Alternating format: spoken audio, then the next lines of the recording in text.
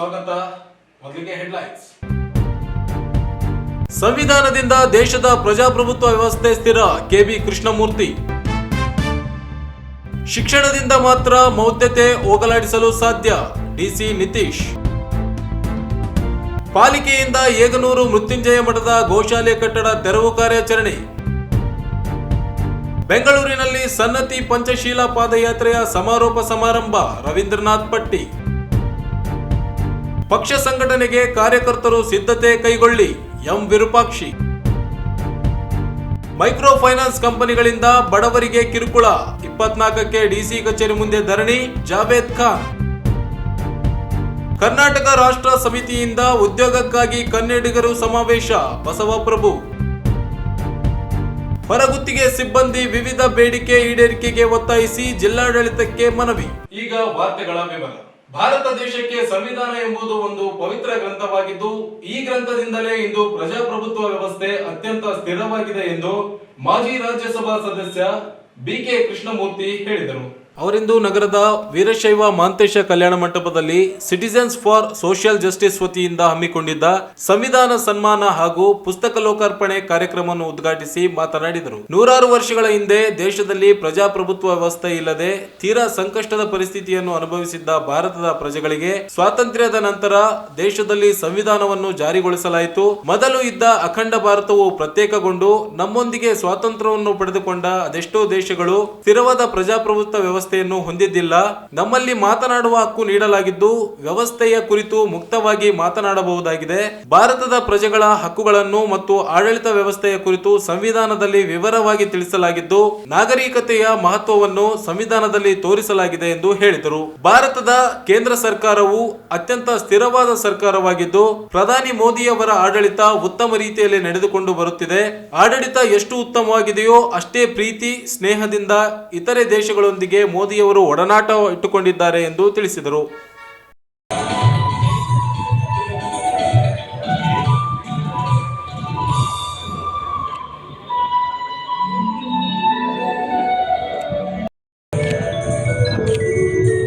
ನೋಡಿ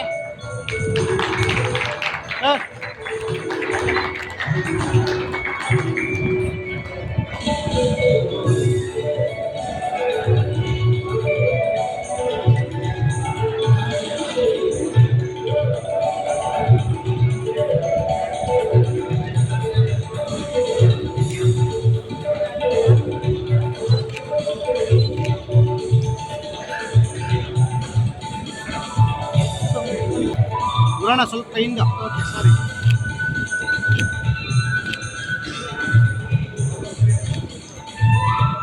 ಜೊತೆಗೆ ಎಲ್ಲರೂ ಕೂಡ ಈ ಒಂದು ಕೃತಿ ಲೋಕಾರ್ಪಣೆಯಲ್ಲಿ ಭಾಗವಹಿಸಬೇಕಾಗಿದೆ.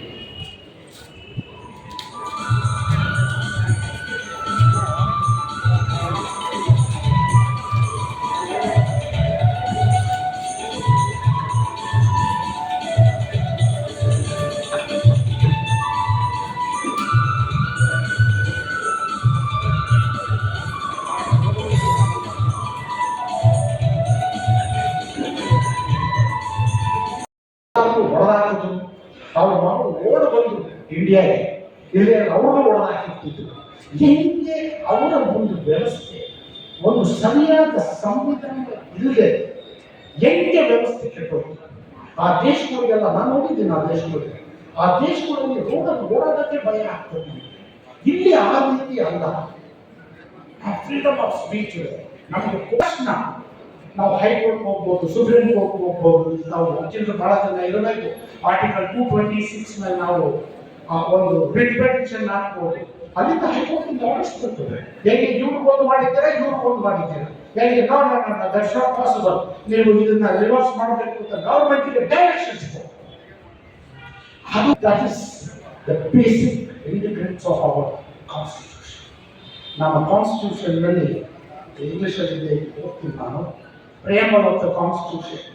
The people of India have solemnly resolved to constitute India into a sovereign democratic republic and to secure to all its citizens justice, social, economic and political, liberty of thought expression and belief and worship.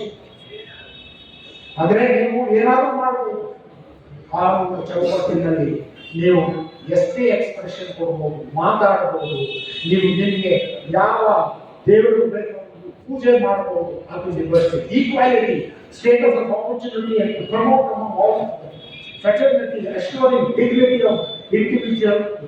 ಇದು ಮೊದಲನೇ page constitution ಅಲ್ಲಿ ಇರೋದು. First page of the constitution. Our Constituent Assembly, this 26th day of November 49, do hereby adopt and enact and give ourselves this Constitution. ಇದರಲ್ಲಿ part 1, 2, 3, 4, 5, 6, 7, 8, 9, 10 ಅಂತ ಬೇರೆ parts ಅಲ್ಲಿ ತಿಳಿಸಿ ನಮ್ಮ ಹಕ್ಕುಗಳೇನಿದೆ, ನಮ್ಮ ರೈಟ್ಸ್ ಏನಿದೆ, ನಮ್ಮ ಸಿವಿಲ್ ಲಿಬರ್ಟೀಸ್ ಏನಿದೆ, ನಮ್ಮ ಹ್ಯೂಮನ್ ರೈಟ್ಸ್ ಏನಿದೆ, ಇದನ್ನ ಬಹಳ ವಿವರವಾಗಿ ಅದನ್ನ ಕಾನ್ಸ್ಟಿಟ್ಯೂಷನ್ ನಲ್ಲಿ ಬರೆದಿದ್ದಾರೆ. Part 1, Indian union and it's territories, ಹೆಂಗೆ ರಾಜ್ಯಗಳು ಬೇರೆ ಅವ್ರ ಟೆರಿಟರೀಸ್ ಆಗಬೇಕು. ಸಿಟಿಸನ್ಶಿಪ್, ನೀವು ಈ ದೇಶದ ಸಿಟಿಸನ್ಶಿಪ್ ಎಷ್ಟು ನೀವು ಪ್ರೌಡ್ ಆಗೋದನ್ನ ಇಟ್ಕೋಬಹುದು. ಫಂಡಮೆಂಟಲ್ ರೈಟ್, ನಾಗರಿಕ ಹಕ್ಕುಗಳು. Directive principles of state policy, ಇದರಲ್ಲಿ ಕೆಲವು ಸಜೆಷನ್ಸ್ ಕೊಟ್ಟಿದ್ದಾರೆ. ಕೊಟ್ಟು founding fathers of the constitution ಇದನ್ನು ಹೇಳಿದ್ದಾರೆ. ಮುಂದಕ್ಕೆ ಯಾವಾಗ ಬೇಕು ಅವಾಗ ನೀವು ನಿಮ್ಮ ಕನ್ವೀನಿಯನ್ಸ್ ಪ್ರಕಾರ ಅದನ್ನು ಬದಲಾವಣೆ ಮಾಡಬಹುದು. The union, strong central government, local government, ನಮ್ಮ ಸ್ಟೇಟ್ ಗವರ್ಮೆಂಟ್ಸ್ ಇದಾವೆ, ಮುನ್ಸಿಪಾಲಿಟೀಸ್ ಇದಾವೆ, ಕಾರ್ಪೊರೇಷನ್ಸ್ ಇದಾವೆ, ಬಟ್ ಯೂನಿಯನ್ ಗವರ್ಮೆಂಟ್ ಅದೇ ಇವತ್ತು ನಾವು ಪ್ರೊಟೆಕ್ಷನ್ ಕೊಡೋದಕ್ಕೆ ಸೆಂಟ್ರಲ್ ಗವರ್ಮೆಂಟ್. ಇವಾಗ ನಾವು ನೋಡ್ತಾ ಇದ್ದೀವಿ ನಮ್ಮ ದೇಶದಲ್ಲಿ ಯಾವಾಗಲೂ ಇಂಥ ಒಂದು ಸ್ಟ್ರಾಂಗ್ ಸೆಂಟ್ರಲ್ ಗವರ್ಮೆಂಟ್ ಇರಲಿಲ್ಲ. ಈಗ ನಮ್ಮ ಪ್ರಧಾನಮಂತ್ರಿಗಳಾದ ನರೇಂದ್ರ ಮೋದಿ ಅವರು ಕೈಗಳಿಂದ ಸರ್ಕಾರ, ಈ ಸರ್ಕಾರ ಎಷ್ಟು ಸ್ಟೇಬಲ್ ಆಗಿದೆ ಅಂದರೆ ವಿಶ್ವ ಗುರು ಆಗಿದ್ದಾರೆ ಅವರು. ಆಮೇಲೆ ಈ ಪ್ರಪಂಚದಲ್ಲಿ ಎಲ್ಲರನ್ನ ಒಳ್ಳೆ ಪ್ರಧಾನಮಂತ್ರಿ ಅಂತ ಅವರು ಕೇಳಿಸ್ಕೊಂಡಿದ್ದಾರೆ. ಅಷ್ಟೇ ಸ್ನೇಹ ಪ್ರೀತಿಯಿಂದ ಬೇರೆ ದೇಶಗಳ ಜೊತೆಗೆ ಅವರು ಬಂದಿದ್ದಾರೆ. ನಮಗೆ ಗೊತ್ತು, ಯುಕ್ರೇನ್ನಲ್ಲಿ ವಾರಾದಾಗ ನಮ್ಮ ಇಂಡಿಯನ್ ಮಕ್ಕಳು ಅಲ್ಲಿ ಹೋಗ್ತಾ ಇದ್ರು. ಆ ಮಕ್ಕಳು ಆಚೆ ಬರಬೇಕು ಅಂತ ಅಂದ್ಬಿಟ್ಟು 4-5 ಗಂಟೆ ಟೈಮು ವಾರ ನಿಲ್ಲಿಸಿದ್ರು ಅವರು. ಆ ಮಕ್ಕಳೆಲ್ಲ ವಾಪಸ್ ಬಂದು ಸೇಫ್ ಆಗಿ. ಇದೇ ವೇಳೆ ಶಾಸಕ ಡಾಕ್ಟರ್ ಶಿವರಾಜ್ ಪಾಟೀಲ್ ಮಾತನಾಡಿ, ಸಂವಿಧಾನ ರಚಿಸಿದ ಡಾಕ್ಟರ್ ಅಂಬೇಡ್ಕರ್ ಅವರನ್ನು ನಿಜವಾಗಿಯೂ ಅವಮಾನಿಸಿದ್ದು ಕಾಂಗ್ರೆಸ್ ಪಕ್ಷ. ಅಂಬೇಡ್ಕರ್ ಅವರು ತಮ್ಮ ರಾಜಕೀಯ ಜೀವನದಲ್ಲಿ ಸೋಲನ್ನು ಅನುಭವಿಸಲು ಮುಖ್ಯ ಕಾರಣ ಕಾಂಗ್ರೆಸ್ ಆಗಿದೆ.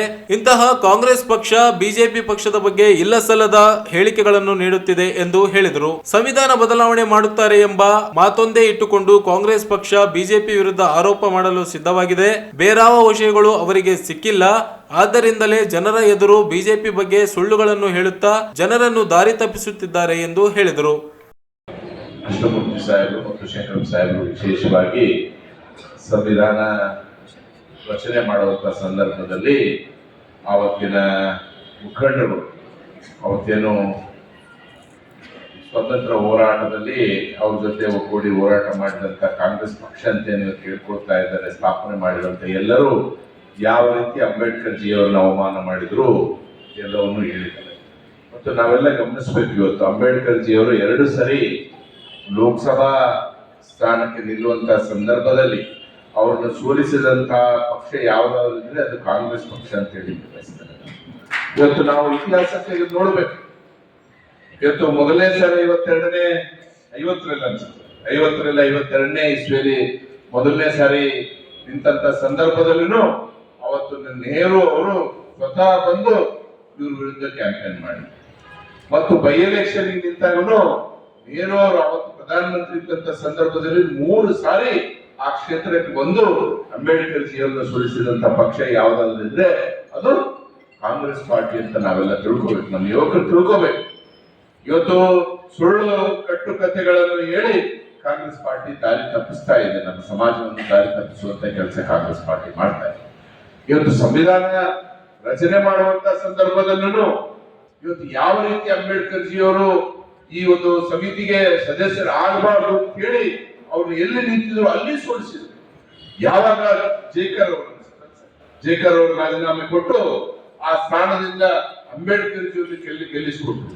ಗೆಲ್ಲಿಸಿದ ಮೇಲೆ ಸಹಿತ ಅವ್ರು ಯಾವ ಸ್ಥಾನದಲ್ಲಿ ಗೆದ್ದಿದ್ರು ಅಂಬೇಡ್ಕರ್ ಜಿಯವರು ಆ 2 ಕ್ಷೇತ್ರಗಳನ್ನು ಅವ್ರು ಹಿಂದೂ ಮೆಜಾರಿಟಿ ಇರುವಂತ ಕ್ಷೇತ್ರಗಳಿದ್ದಾಗ್ಯೂ ಅವ್ರನ್ನ ಪಾಕಿಸ್ತಾನಕ್ಕೆ ಸೇರಿಸುವಂತ ಕೆಲಸ ಯಾರಾದ್ರೂ ಮಾಡಿದ್ರೆ ಜವಾಹರ್ಲಾಲ್ ನೆಹರು ಅವರು ಮಾಡಿದ್ದಾರೆ ಅಂತ ಹೇಳಿ ನಾನು ಒಪ್ಕೊಳ್ತೀನಿ. ಇವತ್ತು ನಾವೆಲ್ಲರೂ ಕಾನ್ಸ್ಟಿಟ್ಯೂಂಟ್ ಅಸೆಂಬ್ಲಿ ಒಂದ್ಸರಿ ಓದ್ಬೇಕು. ಅವತ್ತು ಇವ್ರ ಜೊತೆ ಯಾರು ಯೋಗೇಂದ್ರ ಪಾಲ್ಜಿ ಅಂತ ಏನು ನಾವು ಹೇಳ್ತೀವಿ, ಯಾರು ರಿಸೈನ್ ಮಾಡಿ ಅಂಬೇಡ್ಕರ್ ಜಿ ಅವರಿಗೆ ಸ್ಥಾನ ಬಿಟ್ಕೊಟ್ಟಿದ್ರು ಆ ಕ್ಷೇತ್ರ, ಅವ್ರು ಪಾಕಿಸ್ತಾನಕ್ಕೆ ಹೋದ್ರು. ಆದ್ರೆ ಅಂಬೇಡ್ಕರ್ ಜಿ ಅವರು ಹೇಳಿದ್ರು, ನೀವು ಏನು ಮಾಡಿದ್ರು ನೆಹರೂಜಿ ಅವರೇ, ನಾನು ಭಾರತ ದೇಶ ಬಿಟ್ಟು ತೊಲಗುವುದಿಲ್ಲ, ಭಾರತ ದೇಶದಲ್ಲೇ ಇದ್ದು ಭಾರತ ದೇಶಕ್ಕಾಗಿ ದುಡಿತೀನಿ ಅಂತ ಹೇಳಿ ಅವರು ಭಾರತ ದೇಶದ ಪರವಾಗಿ ಬಂದು ನಿಂತು ಕೆಲಸ ಮಾಡಿ ಇವತ್ತು ಸಂವಿಧಾನ ರಚನೆ ಮಾಡುವಂತ ಸಂದರ್ಭದಲ್ಲೂ ಇವತ್ತು ಜವಾಹರ್ಲಾಲ್ ನೆಹರು ಅವರು ಸಹಿತ ಇವತ್ತು ನಮ್ಮ ರಿಸರ್ವೇಶನ್ ಯಾವ ರೀತಿ ನಾನು ವಿರೋಧ ಮಾಡ್ತೀನಿ, ಒಲ್ಲದ ಮನಸ್ಸಿನಿಂದ ನಾನು ಒಪ್ಕೊಳ್ತಾ ಇದ್ದೀನಿ ಅಂತ ಹೇಳಿ ಇವತ್ತು ಲೋಕಸಭಾ ಕಾನ್ಸ್ಟಿಟ್ಯೂನ್ಸಿ ಅಸೆಂಬ್ಲಿ ಇದ್ದಂತ ಸಮಯದಲ್ಲಿ ಹೇಳಿದರು. ಅವೆಲ್ಲವೂ ಇವತ್ತು ಓಪನ್ ಪುಸ್ತಕ ಇದೆ, ಓಪನ್ ಡೊಮೇನಿಗೆ ಬಂದಿದೆ. ಕಾನ್ಸ್ಟಿಟ್ಯೂಂಟಿ ಅಸೆಂಬ್ಲಿ ಡಿಸ್ಕಷನ್ ನಡಿಬೇಕಾದ್ರೆ ಇವತ್ತು ಜವಾಹರ್ಲಾಲ್ ನೆಹರು ಹೇಳಿದಂತ ಮಾತುಗಳು. ಆದ್ರೆ ಇವತ್ತು ನಮ್ಮ ಜನರನ್ನ ತಪ್ಪುದಾರಿಗಳಿರುವಂತ ಕೆಲಸ ಇವತ್ತು ಕಾಂಗ್ರೆಸ್ ಪಾರ್ಟಿ ಮಾಡ್ತಾ ಇದೆ. ಅವುಗಳೆಲ್ಲದಕ್ಕೂ ಉತ್ತರ ಕೊಡಬೇಕಂತ ಹೇಳಿ ಇವತ್ತು ನಮ್ಮ ಕೃಷ್ಣಮೂರ್ತಿ ಸಾಹೇಬರು, ವಾದರಾಜ್ ಸಾಹೇಬರು ಬಂದು ಇವತ್ತು ವಾಸ್ತವಿಕ ಪರಿಸ್ಥಿತಿ ಅಂದಿನ ಕಾಲದಲ್ಲಿ ಯಾವ ರೀತಿ ಇತ್ತು, ಇವತ್ತು ಅಂಬೇಡ್ಕರ್ ಜಿಯನ್ನ ಮಾತ್ರ ಅಲ್ಲ, ಇವರು ಬಾಬು ಜಗಜೀವನ್ ರಾಮನ್ನು ಬಹಳಷ್ಟು ಹಿಂಸೆ ಕೊಟ್ಟಂತ ಪಕ್ಷ ಇವತ್ತು ಕಾಂಗ್ರೆಸ್ ಪಾರ್ಟಿ ಅಂತ ಹೇಳಲಿಕ್ಕೆ ಬಯಸ್ತೇನೆ. ಇವತ್ತು ಜಗಜೀವನ್ ರಾಮ್ ಸಾಹೇಬರು ಇವರೆಲ್ಲರೂ ಕೊಟ್ಟಂತ ಕಷ್ಟಗಳನ್ನು ನೋಡಲಾರ್ದೆ ಇವತ್ತು ಇದು ಎಮರ್ಜೆನ್ಸಿ ಮುಗಿದ ತಕ್ಷಣ ಅವರು ಕಾಂಗ್ರೆಸ್ ಫ್ರೀಡಂ ಪಾರ್ಟಿ ಅಂತ ಒಂದು ಸಪರೇಟ್ ಪಾರ್ಟಿ ಸ್ಥಾಪನೆ ಮಾಡಿದ್ರು. ಕಾಂಗ್ರೆಸ್ ಅಲ್ಲಿ ಸ್ವತಂತ್ರ ಇಲ್ಲ, ನಾನು ಹೊರಗಡೆ ಬಂದು ಕಾಂಗ್ರೆಸ್ ಫ್ರೀಡಂ ಪಾರ್ಟಿ ಅಂತ ಮಾಡಿಕೊಂಡು ಸಪರೇಟ್ ಪಾರ್ಟಿ ಮಾಡಿದ್ರು. ಅಷ್ಟೊಂದು ಹಿಂಸೆ ಕೊಟ್ಟಂತ ಪಾರ್ಟಿ. ಅವ್ರು ಯಾವತ್ತೂ ದಲಿತರ ಪರ ಇರಲಿಲ್ಲ. ಇವತ್ತು ಯಾವಾಗ ಅವರಿಗೆ ಅವ್ರ ಪಕ್ಷಕ್ಕೆ ಅಧಿಕಾರ ತಪ್ಪು ಹೋಗಿದೆ, ಇವತ್ತು ಅವ್ರಿಗೆ ದಲಿತರು ನೆನಪಾಗ್ತಾ ಇದ್ದಾರೆ. ನಾವು ದಲಿತರ ಪರ ಅಂತೇಳಿ ಸಣ್ಣ ಪುಸ್ತಕ ಇಟ್ಕೊಂಡು ತಿರ್ಗಾಡ್ತಾರೆ. ನನ್ಗನ್ಸಲ ಆ ಪುಸ್ತಕದಲ್ಲಿ ಏನೂ ಇಲ್ಲ, ಖಾಲಿ ಪುಸ್ತಕ ಇದೆ. ಸಂವಿಧಾನ ಅಷ್ಟು ಸಣ್ಣ ಪುಸ್ತಕದಲ್ಲಿ ಬರಂಗಿಲ್ಲ. ಇವ್ರು ಸುಮ್ಮನೆ ಇಟ್ಕೊಂಡು ಅದೇ ನಮ್ಮ ಪ್ರಧಾನಿಗಳು, ಇವತ್ತಿನ ಪ್ರಧಾನಿಗಳಿದ್ದಾರೆ, ಗುಜರಾತ್ನ ಮುಖ್ಯಮಂತ್ರಿಗಳಾದಂತ ಸಂದರ್ಭದಲ್ಲಿ ಸಂವಿಧಾನವನ್ನು ಆನೆ ಮೇಲೆ ಇಟ್ಟುಕೊಂಡು ಇಡೀ ಅಹಮದಾಬಾದ್ ನಗರ ನಡೆಸಿದಂತ ಏಕೈಕ ಮುಖ್ಯಮಂತ್ರಿಗಳು ಯಾರಿದ್ರೆ ಅದು ನರೇಂದ್ರ ಮೋದಿ ಅವರು ತಿಳಿಲಿಕ್ಕೆ ಬಯಸಿದ್ದಾರೆ. ಇವತ್ತು ಫಸ್ಟ್ ಟೈಮ್ ಲೋಕಸಭಾ ಪ್ರವೇಶಿಸಿದಂತ ಸಮಯದಲ್ಲಿ ಸಂವಿಧಾನವನ್ನು ಹಣೆಗೆ ಮುಟ್ಟಿಕೊಂಡು ಅವತ್ತು ಓದು ತಗೊಂಡು, ಅವತ್ತು ನಮ್ಮ ಪ್ರಧಾನಮಂತ್ರಿಗಳು ಓದು ತಗೊಂಡು ಅಂತ ಮಹಾನ್ ವ್ಯಕ್ತಿಗಳು ಪ್ರಧಾನಿಗಳು. ಮತ್ತು ಈಗಾಗಲೇ ಪ್ರಧಾನಮಂತ್ರಿಗಳಾಗಿರ್ಬೋದು, ನಮ್ಮ ಪಕ್ಷದ ಮುಖಂಡರುಗಳಾಗಿರ್ಬೋದು ಅನೇಕ ಸಾರಿ ಹೇಳಿದರೆ ಸಂವಿಧಾನ ಬದಲಾವಣೆ ಮಾಡಕ್ಕೆ ನಾನಲ್ಲ, ನಮ್ಮ ತಾತ ಅಲ್ಲ, ಆ ದೇವರು ಬಂದ್ರು ಸಂವಿಧಾನ ಬದಲಾವಣೆ ಮಾಡಕ್ ಆಗಂಗಿಲ್ಲ ಅಂತ ಹೇಳಿ ಅನೇಕ ಸಾರಿ ಹೇಳಿಕೆಗಳನ್ನು ಕೊಟ್ಟಿದ್ದಾರೆ. ಇವತ್ತು ನಮ್ಮ ಪಕ್ಷ ಟೀಕೆ ಮಾಡ್ಲಿಕ್ಕೆ, ನಮ್ಮ ಪಕ್ಷದ ಮುಖಂಡರನ್ನು ಟೀಕೆ ಮಾಡ್ಲಿಕ್ಕೆ ಬೇರೆ ಯಾವುದೂ ಇಲ್ಲ. ಬರೀ ಅವರ ಒಂದೇ ರಾಗ ಸಂವಿಧಾನ ಬದಲಾವಣೆ ಮಾಡ್ತಾರಂತ ದಲಿತರಿಗೆ ಹೇಳ್ತಾರೆ, ಮುಸಲ್ಮಾನರಿಗೆ ಏನ್ ಹೇಳ್ತಾರೆ, ನಿಮ್ಮ ದೇಶ ಬಿಟ್ಟು ಓಡಿಸ್ತಾರೆ ಮೋದಿಗಳು ಅಂತ ಹೇಳಿ ಇಬ್ಬರು ಊಟ ಹಾಕ್ಸ್ಕೊಳ್ಳೋದು ಬಿಟ್ರೆ ಅವ್ರಿಗೆ ಬೇರೆ ಯಾವ ಇದೂ ಇಲ್ಲ, ಇಶ್ಯೂ ಇಲ್ಲ, ಅವ್ರಿಗೆ ವಿಷಯಗಳಿಲ್ಲ. ನಮ್ಮ ಸರ್ಕಾರದಿಂದ ನಮ್ಮ ಪಕ್ಷದ ಮುಖಂಡರ ವಿರುದ್ಧ ಮಾತಾಡ್ಲಿಕ್ಕೆ ಯಾವ ವಿಷಯಗಳಿಲ್ಲ.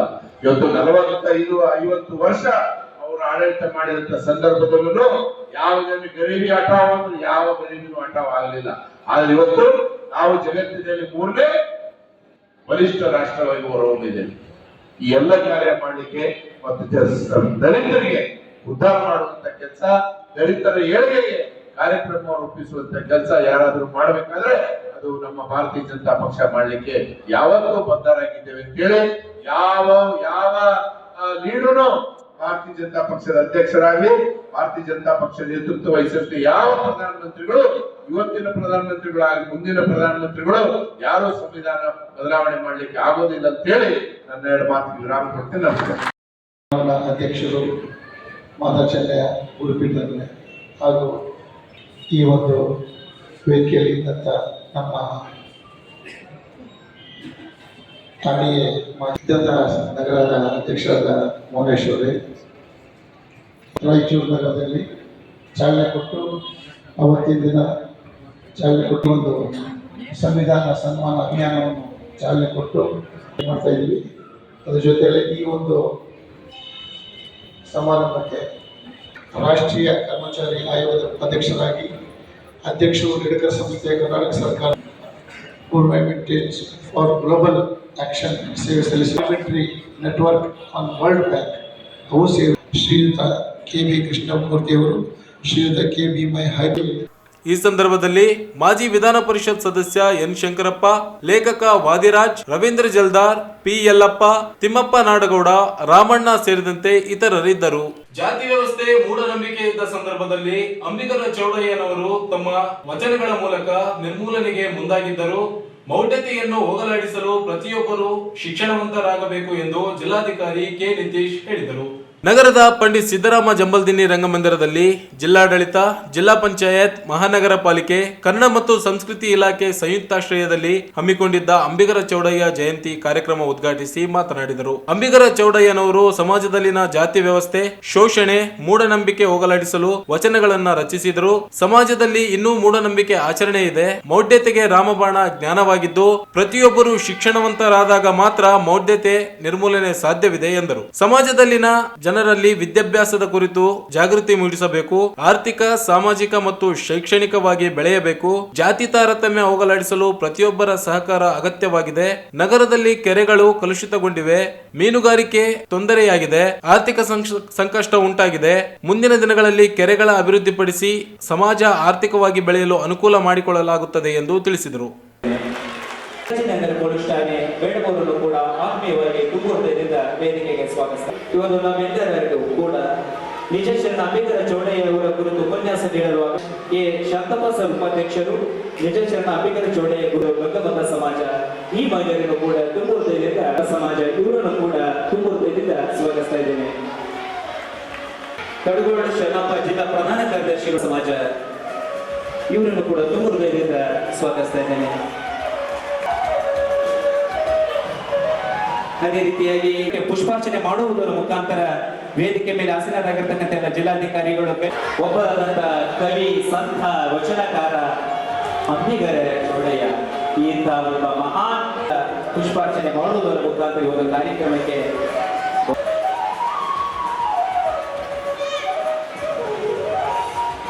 ಬೆಣ್ಣೆ ಮೊದಲು ಶಿಕ್ಷಣ ಪಡೆಯಲು ಗುರುಪದವಿ ಮೊದಲು ಕಾರ್ಯಕ್ರಮವನ್ನ ಪ್ರಾರಂಭಿಸುವುದೇ, ಜ್ಯೋತಿ ಬೆಳಗಿಸುವುದೇ ಮೊದಲು ಅಂತ ಹೇಳ್ತಾ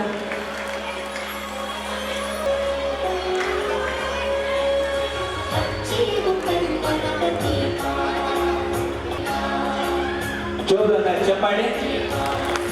ಇಂಥ ಒಬ್ಬ ಶರಣರ ಸಂತರ ಈ ಒಂದು ಜಯಂತಿಯನ್ನು ಬಹಳ ಅರ್ಥಪೂರ್ಣವಾಗಿ ದಿನ ವೈಭವಪೂರ್ವವಾಗಿ ನಾವು ಆಚರಿಸತಕ್ಕಂಥ ವರ್ತಮಾನದಲ್ಲಿ ನಮ್ಮ ಸಮಾಜದಲ್ಲಿ ಏನು ನಿಮಗೆ ಎಲ್ಲ ಚೆನ್ನಾಗಿ ಗೊತ್ತಿದೆ. ಕಟ್ಟುನಿಟ್ಟಿನ ಒಂದು ಪರಿಸ್ಥಿತಿ ಇತ್ತು, ಮೂಢನಂಬಿಕೆ ಇತ್ತು, ಜಾತಿ ವ್ಯವಸ್ಥೆ ಇತ್ತು, ಶೋಷಣೆಯ ಒಂದು ಸ್ಥಿತಿ ಇತ್ತು.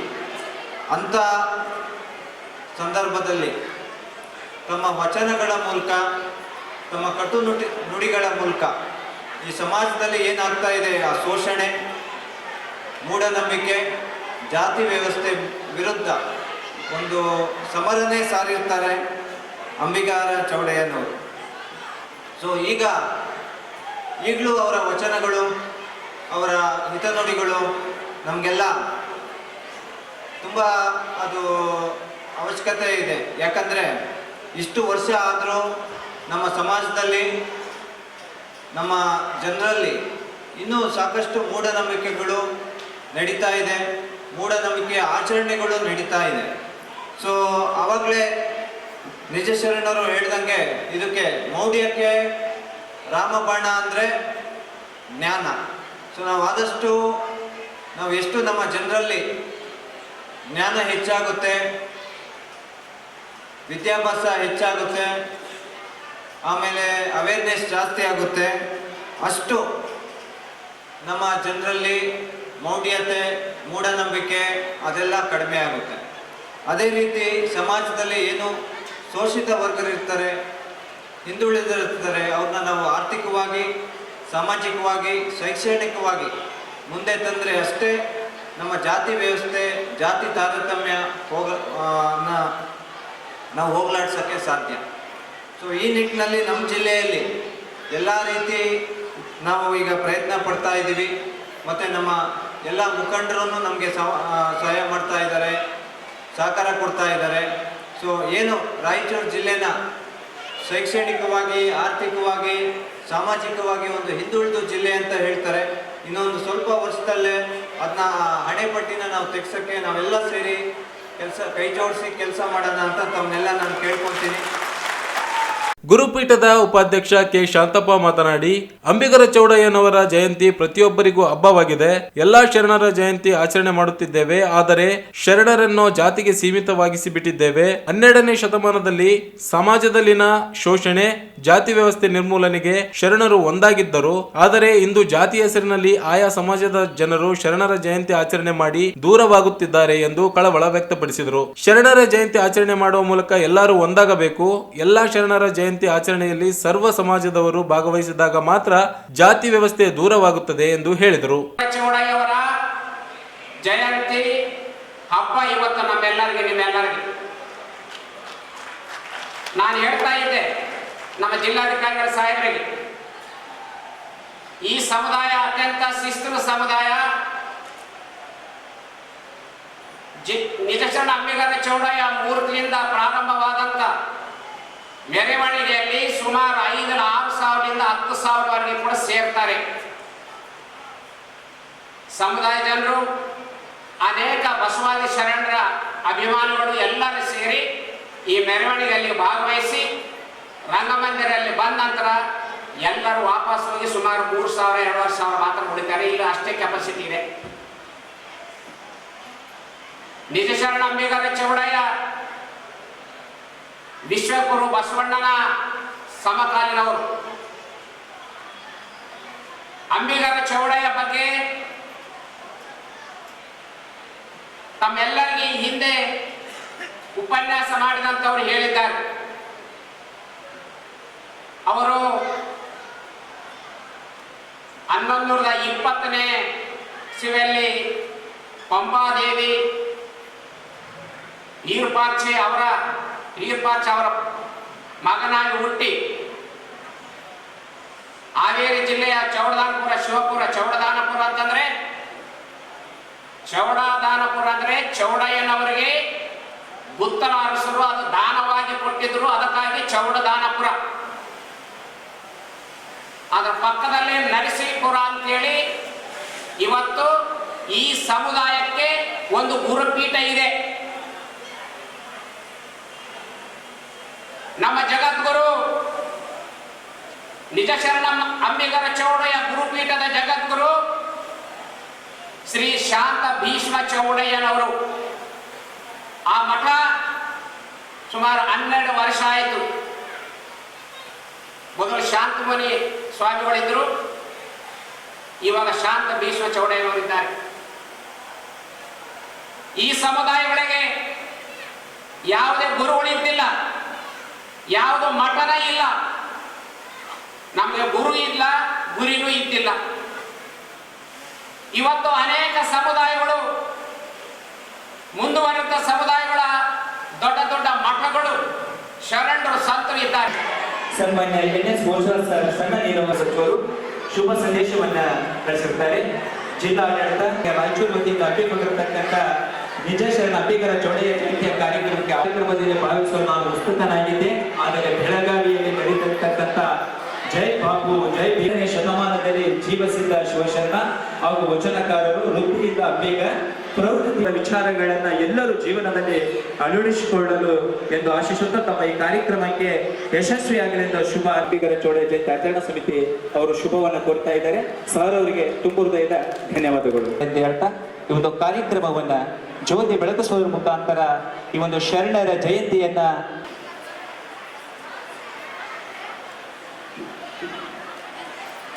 ಆಸೀನರಾಗಿರುವ ಗಣ್ಯರೇ, ಸಮಾಜದ ಮುಖಂಡರೇ, ಸನ್ಮಾನ. ಬಡತನಕ್ಕೆ ಮುಂಬುವ ಚಿಂತೆ, ಮುಂಬಲಾದರೆ ಇಡುವ ಚಿಂತೆ, ಬಿಡುವುದಾದರೆ ಹೆಂಡರ ಚಿಂತೆ, ಹೆಂಡಲಾದರೆ ಮಕ್ಕಳ ಚಿಂತೆ, ಮಕ್ಕಳಾದರೆ ಬದುಕಿನ ಚಿಂತೆ, ಬದುಕಾದರೆ ಕೇಡಿನ ಚಿಂತೆ, ಕೇಡಾದರೆ ಮರಣದ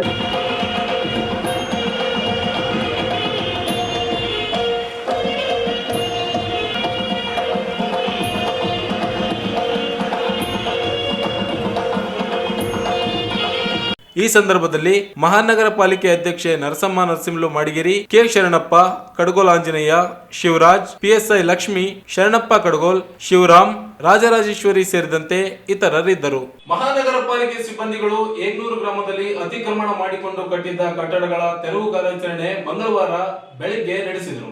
ಏಗ್ನೂರು ಗ್ರಾಮದಲ್ಲಿ ಅತಿಕ್ರಮಿಸಿ ಕಟ್ಟಿದ್ದ ಮೃತ್ಯುಂಜಯ ಮಠದ ಕಟ್ಟಡಗಳನ್ನು ಜೆಸಿಬಿ ಯಂತ್ರದ ಮೂಲಕ ತೆರವುಗೊಳಿಸಲಾಯಿತು. ಏಗ್ನೂರು ಗ್ರಾಮದ ಸರ್ವೆ ನಂಬರ್ 202ರಲ್ಲಿ 4 ಎಕರೆಯಲ್ಲಿ ಮೃತ್ಯುಂಜಯ ಮಠದ ಗೋಶಾಲೆಯನ್ನು ನಡೆಸಲಾಗುತ್ತಿತ್ತು. ಜಿಲ್ಲಾಧಿಕಾರಿ ಕೆ ನಿತೀಶ್ ಆದೇಶದ ಮೇರೆಗೆ ಜನವರಿ 20ರಂದು ಮಹಾನಗರ ಪಾಲಿಕೆಯ ಉಪ ಆಯುಕ್ತರು ಕಟ್ಟಡ ತೆರವಿಗೆ ಆದೇಶ ಹೊರಡಿಸಿದ್ದರು. ಮಂಗಳವಾರ ಬೆಳ್ಳಂಬೆಳಿಗ್ಗೆ ಸಹಾಯಕ ಆಯುಕ್ತ ಗಜಾನನ್ ಬೆಳೆ ಹಾಗೂ ಪಾಲಿಕೆ ಉಪ ಆಯುಕ್ತ ಗುರುಸಿದ್ದಯ್ಯ ನೇತೃತ್ವದಲ್ಲಿ ಮಠದ ಕಟ್ಟಡಗಳ ತೆರವು ಕಾರ್ಯಾಚರಣೆ ಕೈಗೊಳ್ಳಲಾಯಿತು. ಮೃತ್ಯುಂಜಯ ಮಠದ ಸ್ವಾಮೀಜಿ ಜ್ಞಾನಾನಂದ ಸ್ವಾಮಿ ಅವರು ಕುಂಭಮೇಳಕ್ಕೆ ಹೋಗಿದ್ದು, ಕಳೆದ 8 ರಿಂದ 10 ವರ್ಷಗಳಿಂದ ಸುಮಾರು 4 ಎಕರೆ ಸರ್ಕಾರಿ ಭೂಮಿಯಲ್ಲಿ ಮಠದಿಂದ ಗೋಶಾಲೆ ನಡೆಸಲಾಗುತ್ತಿದೆ. ತೆರವು ಕಾರ್ಯಾಚರಣೆಗೆ ಗ್ರಾಮಸ್ಥರು ವಿರೋಧ ವ್ಯಕ್ತಪಡಿಸಿದರು. ಬಿಗಿ ಪೊಲೀಸ್ ಬಂದೋಬಸ್ತ್ನೊಂದಿಗೆ ತೆರವು ಕಾರ್ಯಾಚರಣೆ ಕೈಗೊಳ್ಳಲಾಯಿತು.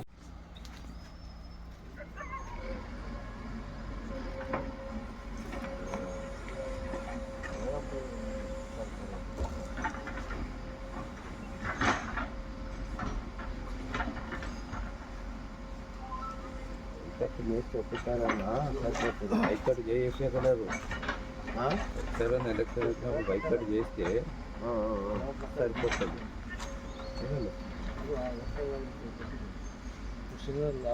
అప్పుడు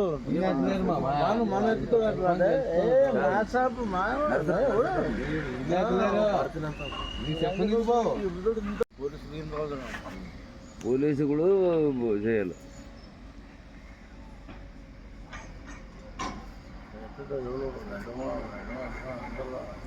5 మంది చెప్పారంట పోలీసులు. 5 మంది వస్తారు టోటల్ 5 మంది చెప్పారు చుట్టూ ఆజుబాజు పోలీసులు. యాపిల్ తిని యాపిల్ అందరూ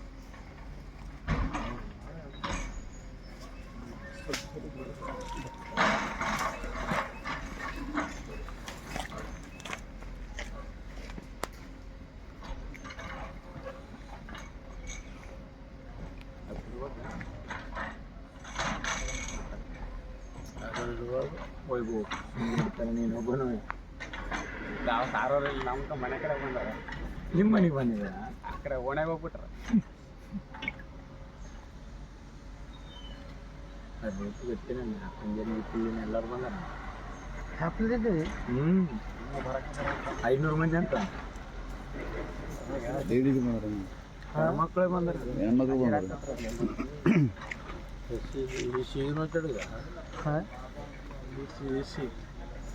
ఏసీ అందరూ వచ్చారు.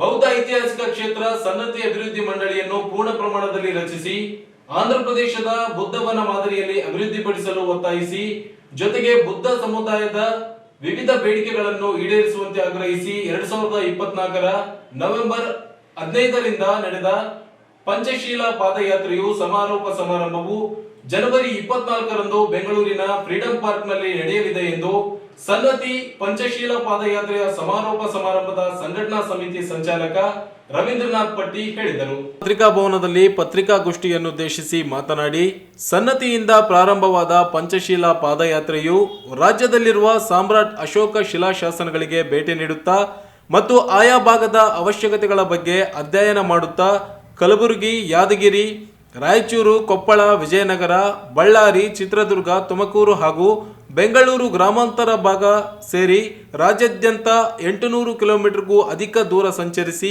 ಇದೀಗ ಬೆಂಗಳೂರಿನಲ್ಲಿ ಸಮಾರೋಪಗೊಳ್ಳಲಿದೆ ಎಂದು ತಿಳಿಸಿದರು. ಬೌದ್ಧ ಐತಿಹಾಸಿಕ ಕ್ಷೇತ್ರ ಸನ್ನತಿ ಅಭಿವೃದ್ಧಿ ಮಂಡಳಿ ರಚನೆ, 200 ಎಕರೆ ಪ್ರದೇಶದಲ್ಲಿ ಜಾಗತಿಕ ಮಟ್ಟದಲ್ಲಿ ಅಭಿವೃದ್ಧಿಪಡಿಸಿ ಸನ್ನತಿಯನ್ನು 7 ಸ್ಟಾರ್ ಪ್ರವಾಸಿ ತಾಣವನ್ನಾಗಿ ಅಭಿವೃದ್ಧಿಗೊಳಿಸಬೇಕು. ಪರಿಶಿಷ್ಟ ಜಾತಿಯ ಬೌದ್ಧರ ಸಾಮಾಜಿಕ ಆರ್ಥಿಕ ಅಭಿವೃದ್ಧಿಗಾಗಿ ಕರ್ನಾಟಕ ಬೌದ್ಧ ಅಭಿವೃದ್ಧಿ ನಿಗಮ ಸ್ಥಾಪನೆ ಮಾಡಬೇಕು. ಬೌದ್ಧರ ಸರ್ವಾಂಗೀಣ ಅಭಿವೃದ್ಧಿ ಹಾಗೂ ಬೌದ್ಧ ಕ್ಷೇತ್ರಗಳ ಅಭಿವೃದ್ಧಿಗೆ ಕನಿಷ್ಠ 1000 ಕೋಟಿ ರೂಪಾಯಿ ಅನುದಾನ ಬಜೆಟ್ನಲ್ಲಿ ಒದಗಿಸಬೇಕು ಎಂದರು. ಪ್ರತಿ ವರ್ಷ ಗೌತಮ ಬುದ್ಧ ಜಯಂತಿಗೆ ಸಾರ್ವತ್ರಿಕ ರಜೆ ಘೋಷಣೆ ಮಾಡಬೇಕು ಸೇರಿದಂತೆ ಇತರ ಬೇಡಿಕೆಗಳನ್ನು ಈಡೇರಿಸುವಂತೆ ಇಡೀ ಪಾದಯಾತ್ರೆಯ ಮೂಲಕ ಸರ್ಕಾರಕ್ಕೆ ಒತ್ತಾಯಿಸಲಾಗಿದೆ ಎಂದು ತಿಳಿಸಿದರು. ಸರ್ಕಾರ ಪ್ರತಿ ವರ್ಷ ಫೆಬ್ರವರಿ 12ರಂದು ಸಾಮ್ರಾಟ್ ಅಶೋಕ ಸನ್ನತಿ ಉತ್ಸವವನ್ನು ಸರ್ಕಾರದ ವತಿಯಿಂದಲೇ ಆಚರಣೆ ಮಾಡಬೇಕು. ಬೋಧಗಯ ಟೆಂಪಲ್ ಕಾಯ್ದೆ 1949 ರದ್ದುಪಡಿಸಬೇಕು. ಬುದ್ಧಗಯಾದಲ್ಲಿ ಮಹಾಬೋಧಿ ಮಹಾವಿಹಾರದ ಆಡಳಿತವನ್ನು ಸಂಪೂರ್ಣವಾಗಿ ಬೌದ್ಧರಿಗೆ ನೀಡಬೇಕೆಂದು ಒತ್ತಾಯವಾಗಿದೆ. ಈ ವಿಷಯವನ್ನು ಕೇಂದ್ರ ಹಾಗೂ ಬಿಹಾರ ರಾಜ್ಯ ಸರ್ಕಾರಕ್ಕೆ ಶಿಫಾರಸು ಮಾಡಬೇಕು. ಸಮಾರೋಪ ಸಮಾರಂಭಕ್ಕೆ ಜಿಲ್ಲೆಯಿಂದ 6 ಬಸ್ಸುಗಳ ವ್ಯವಸ್ಥೆಯನ್ನು ಮಾಡಲಾಗಿದ್ದು ಸುಮಾರು 500 ಜನರು ಸಮಾರಂಭಕ್ಕೆ ತೆರಳುವ ನಿರೀಕ್ಷೆ ಇದೆ ಎಂದು ತಿಳಿಸಿದರು. ಸನ್ನತಿಯ ಬೌದ್ಧ ಶಿಲಾಶಾಸನದಿಂದ ಪಾದಯಾತ್ರೆ ಪ್ರಾರಂಭವಾಗಿ ದಿನಾಂಕ 24/1/2025 ಫ್ರೀಡಂ ಪಾರ್ಕ್ನಲ್ಲಿ ಅದು ಸಮಾರಂಭ ಜರುಗಲಿದೆ. ಆ ಸಮಾರಂಭಕ್ಕೆ ರಾಜ್ಯದಿಂದ ಎಲ್ಲ ಜಿಲ್ಲೆಯ ಬೌದ್ಧ ಉಪಾಸಕರು ಉಪಾಸಕಿಯರು ಮತ್ತು ಬೌದ್ಧ ಅನುಯಾಯಿಗಳು ಮತ್ತು ಬೌದ್ಧ ಭಿಕ್ಷುಗಳು ಇದರಲ್ಲಿ ಭಾಗವಹಿಸಲಿದ್ದಾರೆ. ಇದು ಬೌದ್ಧ ಉಪಾಸಕರ ಬೌದ್ಧ ಧರ್ಮದ ಸುಮಾರು ವರ್ಷಗಳ ಬೇಡಿಕೆ ಇದ್ದು ಬೌದ್ಧ ಜಯಂತಿಯಂದು ರಜೆ ಘೋಷಿಸಬೇಕು. ಪ್ರತಿ ಜಿಲ್ಲೆಗಳಲ್ಲಿ ಒಂದು ಬೌದ್ಧ ಇದು ಮಾಡಬೇಕಂತ ಸುಮಾರು ಬೇಡಿಕೆಗಳು 16 ಬೇಡಿಕೆಗಳನ್ನು ಇಟ್ಕೊಂಡು ಈ ಪಾದಯಾತ್ರೆ ಪ್ರಾರಂಭವಾಗಿದೆ. ಸನ್ನತಿಯಿಂದ ಪ್ರಾರಂಭವಾಗಿ ರಾಯಚೂರು, ಲಿಂಗಸೂರು, ಕಿಂತಿಣಿ ಬ್ರಿಡ್ಜ್ ಮುಖಾಂತರ 24 ಬೆಂಗಳೂರು ಸೇರಲಿದೆ. ಸರ್ಕಾರಕ್ಕೆ ಅಂದು ಸಲ್ಲಿಸುವ ಬೇಡಿಕೆಗಳ ತಮ್ಮ ಮುಂದೆ ಪ್ರಕಟಿಸಲು ಇಚ್ಛಿಸುತ್ತೇನೆ. ಒಂದು, ಬೌದ್ಧ ಐತಿಹಾಸಿಕ ಕ್ಷೇತ್ರ ಸನ್ನತಿ ಅಭಿವೃದ್ಧಿ ಮಂಡಳಿಯನ್ನು ಪೂರ್ಣ ಪ್ರಮಾಣದಲ್ಲಿ ರಚಿಸಿ ಸನ್ನತಿ ಅಭಿವೃದ್ಧಿ ಪ್ರಾಧಿಕಾರ ಯೋಜನೆಯನ್ನು ಆಂಧ್ರದ ಬುದ್ಧವರ್ಣ ಮಾದರಿಯಲ್ಲಿ ಕನಿಷ್ಠ 200 ಎಕರೆ ಪ್ರದೇಶದಲ್ಲಿ ಜಾಗತಿಕ ಮಟ್ಟದ ಅಭಿವೃದ್ಧಿ ಮತ್ತು ಸನ್ನತಿಯನ್ನು 7 ಸ್ಟಾರ್ ಪ್ರವಾಸಿ ತಾಣವಾಗಿ ಅಭಿವೃದ್ಧಿ ಮಾಡಬೇಕು. 2, ಪರಿಶಿಷ್ಟ ಜಾತಿಯ ಬೌದ್ಧರ ಸಾಮಾಜಿಕ ಆರ್ಥಿಕ ಅಭಿವೃದ್ಧಿಗಾಗಿ ಕರ್ನಾಟಕ ಬೌದ್ಧ ಅಭಿವೃದ್ಧಿ ನಿಗಮ ಸ್ಥಾಪನೆ ಮಾಡಬೇಕು. 3, ಬೌದ್ಧರ ಸರ್ವಾಂಗೀಣ ಅಭಿವೃದ್ಧಿಗಾಗಿ ಹಾಗೂ ಬೌದ್ಧ ಕ್ಷೇತ್ರಗಳ ಅಭಿವೃದ್ಧಿಗಾಗಿ ಕನಿಷ್ಠ 1000 ಕೋಟಿ ರೂಪಾಯಿ ಅನುದಾನವನ್ನು ಈ ಬಜೆಟ್ನಲ್ಲಿ ಒದಗಿಸಬೇಕು. ಪ್ರತಿ ವರ್ಷ ಮಹಾತ್ಮ ಗೌತಮ್ ಬುದ್ಧ ಜಯಂತಿಗೆ ಸಾರ್ವತ್ರಿಕ ರಜೆ ಘೋಷಣೆ ಮಾಡಬೇಕು. 5, ಬುದ್ಧಗಯಾ ಟೆಂಪಲ್ ಆಕ್ಟ್ 1949 ರದ್ದುಗೊಳಿಸಿ ಬುದ್ಧಗಯಾದ ಬೋಧಿ ಮಹಾವಿಹಾರ ಆಡಳಿತವನ್ನು ಸಂಪೂರ್ಣ ಬೌದ್ಧರಿಗೆ ನೀಡಬೇಕೆಂದು ಕೇಂದ್ರ ಸರ್ಕಾರಕ್ಕೆ ಮತ್ತು ಬೌದ್ಧ ಬಿಹಾರ ಸರ್ಕಾರಕ್ಕೆ ಸೂಕ್ತ ಶಿಫಾರಸು ಮಾಡಬೇಕು. 6, ಕರ್ನಾಟಕ ಸರ್ಕಾರ ಪ್ರತಿ ವರ್ಷ ಫೆಬ್ರವರಿ 12ರಂದು ಸಾಮ್ರಾಟ್ ಅಶೋಕ ಸನ್ನತಿ ಉತ್ಸವವನ್ನು ಸರ್ಕಾರದ ವತಿಯಿಂದ ಆಚರಣೆ ಮಾಡಬೇಕು.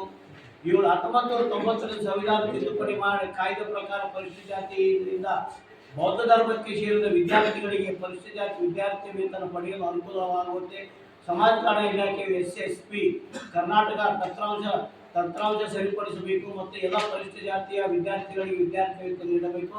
8, ಸಂವಿಧಾನದ ಕಾಯ್ದೆ ಪ್ರಕಾರ ಪರಿಶಿಷ್ಟ ಜಾತಿ ಹಿಂದೂ ಮತ್ತು ಸಿಖ್ ಬೌದ್ಧ ಧರ್ಮಕ್ಕೆ ಸೇರಿದವರಾಗಿದ್ದಾರೆ.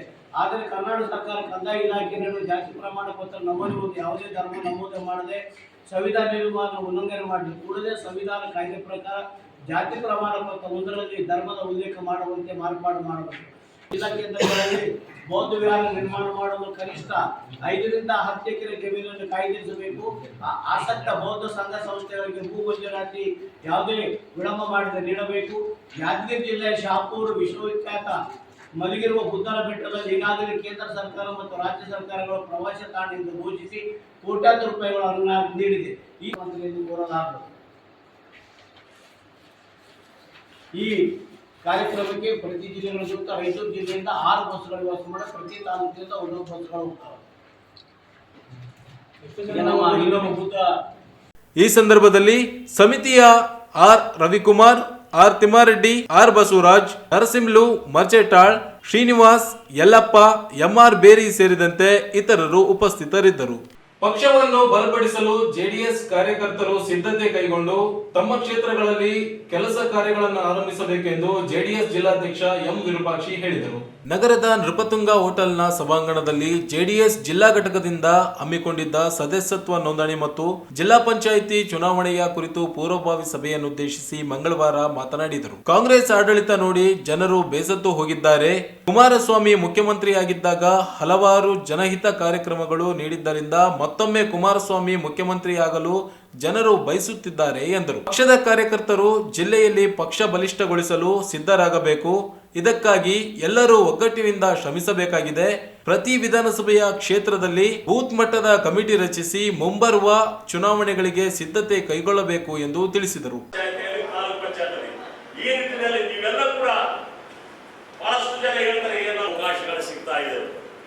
ಈಗ ಚುನಾವಣೆಗಳು ಬಂದಾಗ ನಮ್ಮ ಪಕ್ಷದಲ್ಲಿ ದುಡಿದಿರ್ತಕ್ಕಂಥವರಿಗೆ ಈ ಕೆಲಸ ಈಗಲಿಂದಲೇ ಪ್ರಾರಂಭ ಮಾಡಬೇಕಂತಕ್ಕಂಥ ಪೂರ್ವಭಾವಿಯಾಗಿ ಸಭೆಯನ್ನು ಕರೆದಿದ್ದೀವಿ. ಕ್ಷೇತ್ರ ಐಡೆಂಟಿಫೈ ಅನ್ನು ಇವತ್ತೇ ಮಾಡಿಕೊಂಡು ಕೆಲಸ ಪ್ರಾರಂಭ ಮಾಡಬೇಕಂತಕ್ಕಂಥ ಮಾತಾಡ್ತೀನಿ. ಈಗ ಈ ಒಂದು ಸಭೆಯನ್ನು ಉದ್ದೇಶಿಸಿ ಸದಸ್ಯತ್ವ ನಾವು ಜಿಲ್ಲಾ ಪಂಚಾಯತಿ, ತಾಲೂಕು ಪಂಚಾಯತಿ ಚುನಾವಣೆ ರೀತಿಯಾಗಿ ಈ ಕಾರ್ಯಕ್ರಮದಲ್ಲಿ ಭಾಗವಹಿಸಿದಂಥ ಎನ್ ಶಿವಶೇಖರ್ ವಕೀಲರೇ, ನರಸಿಂಹನಾಯ್ಕ್ ಅವರೇ ಮತ್ತು ಲಕ್ಷ್ಮೀಪತಿ ಅವರೇ, ವೇದಿಕೆ ಮೇಲಿದ್ದಂತ, ಯಾಕಂದ್ರೆ ಬಹಳ ಅಧ್ಯಕ್ಷರ ಭೇಟಿ ಆಗ್ಬೇಕಾದ್ರೆ ದೊಡ್ಡ ಕಟ್ಟೆ ಆದ 4 ಮಂದಿ ಆತನ ಸ್ನೇಹಿತರ ನಡ್ಕೊಂಡು ಹೋಗ್ಬೇಕಾಗ್ತದೆ ತಮಗೂ ಗೊತ್ತಿದೆ ಅಂತ ನಾನು ಭಾವಿಸತ್ತು. ನೀವು ಬೇಕ ಜಾಗೃತಿ ಜನತಾ ದಳ ಇನ್ನು ಸ್ಟೂಡೆಂಟ್ ಅಂತೀವಲ್ಲ, ಬೆಳಗ್ಗೆ ಯಾರು ಇವತ್ತು ಬಿಜೆಪಿ ಮತ್ತು ಕಾಂಗ್ರೆಸ್ ಆಗಿ ಇವತ್ತು ಒಳ್ಳೆ ರೀತಿಯಿಂದ ನಾವು ಪಕ್ಷ ಕಟ್ಟುವಂತ ಕೆಲಸದಲ್ಲಿ ತೊಡಗಿಸಿಕೊಳ್ಳೋಣ, ಮಾಡೋಣ. ನೀವು ಏನಾದರೂ ಬಂದಂತ ಸಂದರ್ಭದಲ್ಲಿ ತಮಗೆ ಹೆಚ್ಚಿನ ಮಾಹಿತಿ ಅಥವಾ ಸಹಕಾರ ಸಲಹೆ ಸಂದರ್ಭದಲ್ಲಿ ಮಾತನಾಡಲು ಅವಕಾಶ ಮಾಡಿಕೊಟ್ಟಂತ ವೇದಿಕೆ ಮೇಲಿದ್ದಂತ ಹಿರಿಯರು ತಮ್ಮ ವಂದಿಸಿ ನಾನು 2 ಮಾತುಗಳು ಎಲ್ಲರಿಗೂ ಹೆಸರಾಗಿ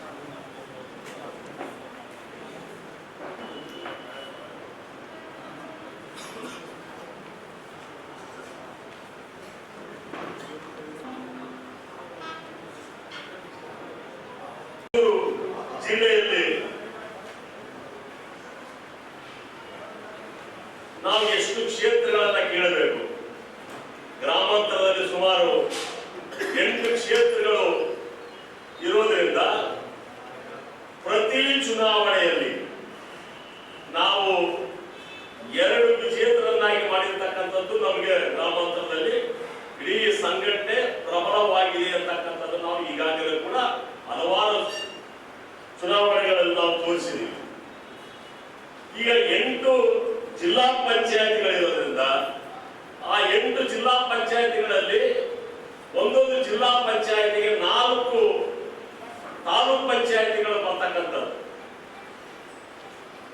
8 32 ತಾಲೂಕ್ ಪಂಚಾಯತಿಗಳಿರೋದ್ರಿಂದ ಹೊಂದಾಣಿಕೆ ಆಗಿರೋದ್ರಿಂದ ನಾವು ಎಷ್ಟು ಜಿಲ್ಲಾ ಪಂಚಾಯತ್ ಕ್ಷೇತ್ರಗಳಲ್ಲಿ ಸ್ಪರ್ಧೆ ಮಾಡಲಿಕ್ಕೆ, ಪೈಪೋಟಿ ಕೊಡಲಿಕ್ಕೆ, ಗೆದ್ದು ಬರಲಿಕ್ಕೆ ನಾವು ಆಗ್ತೀವಂತಕ್ಕಂಥದ್ದನ್ನು ಕೂಡ ಇವತ್ತು ನಾವು ಚರ್ಚೆ ಮಾಡಬೇಕಾಗಿದೆ. ಆ ಕ್ಷೇತ್ರಗಳಲ್ಲಿ 8 ಕ್ಷೇತ್ರಗಳಲ್ಲಿ ನಾವು 4 ನಾವು ತೆಗೆದುಕೊಂಡು ಆ 4ರಲ್ಲಿ ಬರ್ತಕ್ಕಂಥ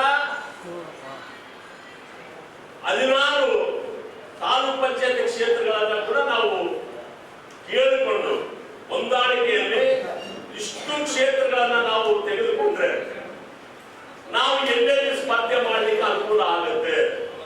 ಯಾವ್ಯಾವ ಜಾತಿಗೆ ಮೀಸಲಾತಿ ಸಿಕ್ಕಿದ ನಂತರ, ಮೀಸಲು ಘೋಷಣೆ ಆದ ನಂತರ ಎಲ್ಲೆಲ್ಲಿ ಕೇಳಬೇಕು, ಎಲ್ಲೆಲ್ಲಿ ನಾವು ಇಚ್ಛೆ ಪ್ರಬಲವಾಗಿ ತಾಲೂಕ್ ಪಂಚಾಯತ್, ಜಿಲ್ಲಾ ಪಂಚಾಯತ್ಗಳಲ್ಲಿ ಸ್ಪರ್ಧೆ ಮಾಡಲಿಕ್ಕೆ ಯಾರ್ಯಾರು. ಜೆಡಿಎಸ್ ರಾಜ್ಯ ಉಪಾಧ್ಯಕ್ಷ ಮಹಾಂತೇಶ್ ಪಾಟೀಲ್ ಅತ್ತನೂರು ಮಾತನಾಡಿ, ರೈತರ ಸಾಲ ಮನ್ನಾ ಮಾಡಿದ ಏಕೈಕ ಮುಖ್ಯಮಂತ್ರಿ ಕುಮಾರಸ್ವಾಮಿ ಅವರು ಅವರ ಜನಪರ ಆಡಳಿತವನ್ನು ಇಂದು ಜನಸಾಮಾನ್ಯರು ನೆನೆಸುತ್ತಿದ್ದಾರೆ.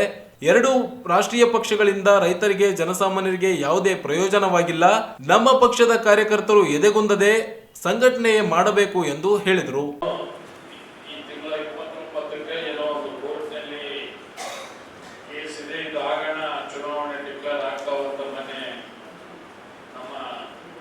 ಕೇಂದ್ರ ಕಚೇರಿ ಬೆಂಗಳೂರಲ್ಲಿ ತಿಪ್ಪೇಸ್ವಾಮಿ ಅವರು ಹೇಳಿ ಯಾವಾಗ ಬರ್ತಾವ ಗೊತ್ತಿಲ್ಲ, ಆದಷ್ಟು ಬೇಗ ಬರ್ತಾವ, ನೀವೆಲ್ಲರೂ ಸಿದ್ಧತೆ ಇರಬೇಕು ಅನ್ನುವಂಥದ್ದು ಮೊನ್ನೆ ಎಲ್ಲ ಚರ್ಚೆ ಆಯಿತು. ಅದ್ರ ಜೊತೆಗೆ ಇವತ್ತು ಸದಸ್ಯತ್ವವನ್ನು ನಾವು ಮಾಡೋದ್ರಿಂದ ಪಕ್ಷ ಬಲಪಡಿಸಲಿಕ್ಕೆ ಸಾಧ್ಯ. ಬರೀ ಮಾತಾಡಿಕೊಂಡು ಓಡಾಡಿಕೊಂಡ್ರೆ ಪಕ್ಷ ಬಲಪಡಿಸೋದು ಕಷ್ಟ ಅನ್ನುವಂಥದ್ದು ಕೂಡ ಈ ಸಂದರ್ಭದಲ್ಲಿ ಹೇಳ್ಬೇಕಾಗ್ತದೆ. ಯಾಕಂದ್ರೆ ಈಗಾಗಲೇ ಹೇಳಿದಂತೆ ಯಾರ್ಯಾರು ಜಿಲ್ಲಾ ಪಂಚಾಯತಿ, ತಾಲೂಕ್ ಪಂಚಾಯತಿ ಈಗಲಿಂದಲೇ ಪ್ರಾರಂಭ ಮಾಡಬೇಕಾಗ್ತದೆ. ಸದಸ್ಯತ್ವ ನೋಂದಣಿ ಮುಖಗಳು ಗ್ರಾಮೀಣ ಇರ್ಬೋದು, ನಗರ ಪ್ರದೇಶದಲ್ಲಿ ಇರ್ಬೋದು, ಯಾವುದೇ ಬೇರೆ ತಾಲೂಕಲ್ಲಿ ಇರ್ಬೋದು, ಸದಸ್ಯತ್ವ ಪುಕ್ಕ ತಗೊಂಡೋಗಿ ನಿಮ್ಮ ಇಚ್ಛೆ ಇರುವಂತಹ ಕ್ಷೇತ್ರದಲ್ಲಿ ತಾವು ಕೆಲಸ ಮಾಡಿದಾಗ ಚುನಾವಣೆ ಮಾಡಲಿಕ್ಕೆ ಬಹಳ ಅನುಕೂಲ ಆಗ್ತದೆ ಅನ್ನುವಂಥದ್ದು ಕೂಡ ಈ ಸಂದರ್ಭದಲ್ಲಿ ನಾವು ಅರ್ಥ ಮಾಡ್ಕೊಳ್ಬೇಕಾಗಿದೆ. ಯಾಕಂದ್ರೆ ಬಂದು ಈಗಾಗಲೇ ಅಧ್ಯಕ್ಷ ಹೇಳಿದಾಗ ಯಾರನ್ನ ಕೇಳಿದ್ರೆ ನಿನ್ನೆ ಬಂದಿರಲಿ ಪಾರ್ಟಿಗೆ ನಾನು 40 ವರ್ಷ ಆಗಿರಲ್ಲ ಏನ್ ಮಾಡೋದು ಪಾರ್ಟಿನೇ ಅಂತ ನಿನ್ನೆ ಬಂದವ್ರು ಸತಿ 40 ವರ್ಷ ಆಯ್ತು 3 ಸಲ ಹೋಗಿ ಬಂದಿರ್ತಾರೆ.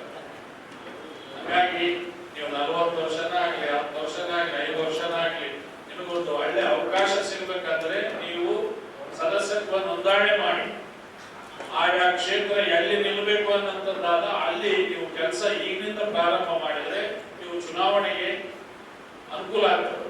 ನಾವು ಇಲ್ಲಿ ಎಲ್ಲೆಲ್ಲ ಬಂದು ಯಾರೋ 4 ಮಂದಿ ನಿಂತಲ್ಲಿ ನಾವು ಮಾತಾಡಿ ಚುನಾವಣೆಗೆ ನಿಂತಿರ್ತೀವಿ ನಾವು ಅಂತ ಅನ್ನೋದಾದ್ರೆ ಬಹುಶಃ ನಿಮ್ಮ ದುಡ್ಡು ಹಾಳಾಗ್ತದೆ, ನಿಮ್ಮ ಸಮಯ ಹಾಳಾಗ್ತದೆ, ನಿಮ್ಮ ವಯಸ್ಸು ಹಾಳಾಗ್ತದೆ. ಯಾಕಂದ್ರೆ ಇದು ನನ್ನ ಅನುಭವದ ಮೇಲೆ ಹೇಳಂತ ಮಾತು. ಬೇರೆ ಏನಾದ್ರೂ ಕೆಲಸ ಮಾಡಿದ್ರೆ ಆ ಕೆಲಸ ಇದು ಎರಡೂ ದಾರಿ ತಪ್ತದೆ. ಹಂಗಾಗಿ ಬೇರೆಯವರನ್ನ ತಯಾರಾಗ್ತಾರೆ ಅದನ್ನು ನಾವು ಬಿಡಿಸಿ ಇದೆಲ್ಲ ಮಾಡಬೇಕಾಗ್ತದೆ. ಅದಕ್ಕೆ ಈಗಿನಿಂದನೇ ಅದನ್ನ ಪ್ರಾರಂಭ ಮಾಡಬೇಕು.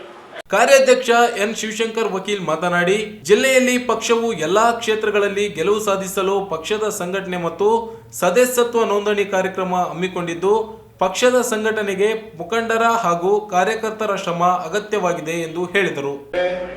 ಪ್ರಮುಖವಾಗಿ ನಾವು ನೋಂದಣಿ ಪುಸ್ತಕ ಮಾಡಬೇಕು. ನೋಂದಣಿ ಅಂತಂದ್ರೆ ಏನಂತಂದ್ರೆ ಪ್ರತಿ ಬೂತಿನಲ್ಲಿ 10 ಜನ ನಮ್ಮ ಪಕ್ಷದವ್ರು ಬೇಕು. ಯಾಕಂತಂದ್ರೆ ನಾಳೆ ನೀವು ಚುನಾವಣೆ ನಿಂತಾಗ ನಿಮಗೆ ಒಂದು ಬೂತ ಕೂಡ ಒಂದು 15 ಜನ ಬೇಕು. 15ರಿಂದ 20 ಜನ ಪಕ್ಷದಲ್ಲಿ ಕೆಲಸ ಮಾಡೋದು.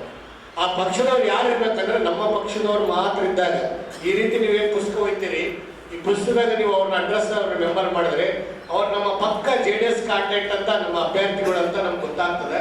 ಯಾವುದೇ ನಾವು ಚುನಾವಣೆಯಲ್ಲಿ ನಾವು ಮಾಡಾಕ ಅವ್ರು ಬೂತ್ ವೈಸ್ ಅವ್ರು ಕೆಲಸ ಮಾಡುವಂತ ಒಬ್ಬ ಸೈನಿಕರಾಗಿ ಅವ್ರು ಸಿಗ್ತಾರೆ. ಆದ ಕಾರಣ ನಾವು ನೋಂದಣಿ ಮಾಡೋದು ಅತಿ ಮುಖ್ಯವಾಗಿದೆ.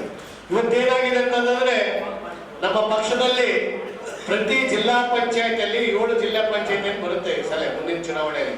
ಈಗಾಗಲೇ ನಮ್ಮ ಹಿರಿಯರ ಮಾಂತೇಶ್ ಪಾಟೀಲ್ ಅವರು ಹೇಳಿದ್ರು, ಈಗಾಗಲೇ 29 ಚುನಾವಣೆ ಏನು ಜಿಲ್ಲಾ ಪಂಚಾಯತ್ ಚುನಾವಣೆ ಕುರಿತು ರಾಜ್ಯ ಸರ್ಕಾರಕ್ಕೆ ಈಗಾಗಲೇ ಹೈಕೋರ್ಟ್ ಚೀಮಾರಿ ಹಾಕಿದೆ, 5 ಲಕ್ಷ ರೂಪಾಯಿ ದಂಡ ಹಾಕಿದೆ.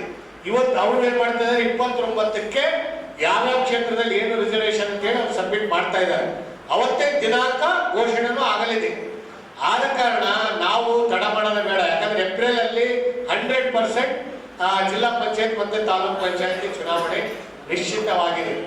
ಯಾರ್ಯಾರು ನಮ್ಮಲ್ಲಿ ಸ್ಪರ್ಧೆರಾಗಿದ್ದಾರೆ, ಈಗ ನೀವು ಹೇಳಿದ್ರೆ ನಿಮ್ಮಲ್ಲಿ ಒಂದು ಸಂಶಯ ಇರ್ಬೋದು, ಸರ್ ಬಿಜೆಪಿ ನಾವು ಮೈತ್ರಿ ಆಗಿದ್ದೀವಿ, ನೀವು ಹೆಂಗ್ ಮಾಡ್ತೀರಿ ಅಂತ ಹೇಳಿ. ನಾವು ಒಂದು ನಮ್ಮ JDS ಪಕ್ಷದ ಒಂದು ಸರ್ವೆ ಪ್ರಕಾರ ಗ್ರಾಮಾಂತರ ಪಕ್ಷ ನಾವು ಬಲಿಷ್ಠರಿದ್ದೀವಿ ಅಂತ ಅಲ್ಲಿ ಹೈಕಮಾಂಡ್ ಗೊತ್ತು. ಮತ್ತು ಗ್ರಾಮಾಂತರ ನಾವು ಬಿಟ್ಟು ಕೊಡುವಂತ ಇರಾನೇ ಇಲ್ಲ ಅಂತ ಹೇಳಿ ಅದಕ್ಕಲ್ಲಿ ನಮ್ಮ ಕುಮಾರಣ್ಣ ಅವ್ರು ಏನ್ ಹೇಳಿದಾರೆ ಅಂತಂದ್ರೆ, ಹೆಚ್ಚಿನ ಜಿಲ್ಲಾ ಪಂಚಾಯತಿಗಳನ್ನು ಸ್ಪರ್ಧೆ ಮಾಡ್ಬೇಕಂತಂದ್ರೆ JDS ಇಂದಲೇ ನಾವು ಟಿಕೆಟ್ ಕೊಡ್ತೀವಿ, ತಾಲೂಕ್ ಪಂಚಾಯತಿನೂ ಟಿಕೆಟ್ ಕೊಡ್ತೀವಿ.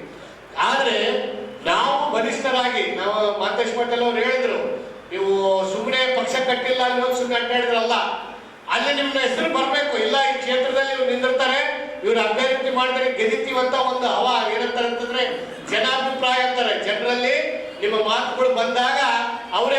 ಈ ಸಂದರ್ಭದಲ್ಲಿ ರಾಜ್ಯ ಪರಿಶಿಷ್ಟ ಉಪಾಧ್ಯಕ್ಷ ನರಸಿಂಹ ನಾಯಕ್, ರಾಜ್ಯ ಪ್ರಧಾನ ಕಾರ್ಯದರ್ಶಿ ಲಕ್ಷ್ಮೀಪತಿ, ನಗರಾಧ್ಯಕ್ಷ ಬಿ ತಿಮ್ಮಾರೆಡ್ಡಿ, ಗ್ರಾಮಾಂತರ ಅಧ್ಯಕ್ಷ ನಾಗರಾಜ್ ಗೌಡ, ಜಿಲ್ಲಾ ಪರಿಶಿಷ್ಟ ಪಂಗಡ ಅಧ್ಯಕ್ಷ ಹಂಪಯ್ಯ ನಾಯಕ್, ಜಿಲ್ಲಾ SC ಘಟಕದ ಅಧ್ಯಕ್ಷ ನರಸಪ್ಪ, ಜಿಲ್ಲಾ ಪ್ರಧಾನ ಕಾರ್ಯದರ್ಶಿ ರಾಮಕೃಷ್ಣ, ಪ್ರಮುಖರಾದ ಅಮರೇಶ್ ಆಶಾಪುರ್, ಭೀಮರೆಡ್ಡಿ, ಜಗದೀಶ್ ಗೌಡ, ಮಲ್ಲಿಕಾರ್ಜುನ್ ಗೌಡ, ಬಸಣ್ಣ, ಯಲ್ಲಪ್ಪ, ನರಸಿಂಹಲು, ರವಿ ಮಡಿವಾಳ್, ಬಾಬು ದಿನ್ನಿ, ಅಮ್ಜದ್, ಆಂಜನೇಯ ಯಾದವ್, ಆಲಂ ಬಾಬು, ಆದಿರಾಜ್, ಸುಧಾಕರ್ ಗೌಡ ಸೇರಿದಂತೆ ಇತರರು ಇದ್ದರು. ಮೈಕ್ರೋ ಫೈನಾನ್ಸ್ ಕಂಪನಿಗಳು ಅಮಾಯಕ ಮಹಿಳೆಯರಿಗೆ ಕೈತುಂಬಾ ಸಾಲ ನೀಡಿ ಸಾಲ ಮರುಪಾವತಿಗಾಗಿ ಮಹಿಳೆಯರಿಗೆ ಕಿರುಕುಳ ನೀಡುತ್ತಿದ್ದು, ಸಾಲದ ಮೇಲೆ ಚಕ್ರಬಡ್ಡಿಗಳನ್ನು ಹೇರುತ್ತಿದ್ದಾರೆ. ಇದರಿಂದ ಸಾಲ ಪಡೆದ ಮಹಿಳೆಯರು ಮಾನಸಿಕವಾಗಿ ಖಿನ್ನತೆಗೆ ಒಳಗಾಗಿದ್ದಾರೆ.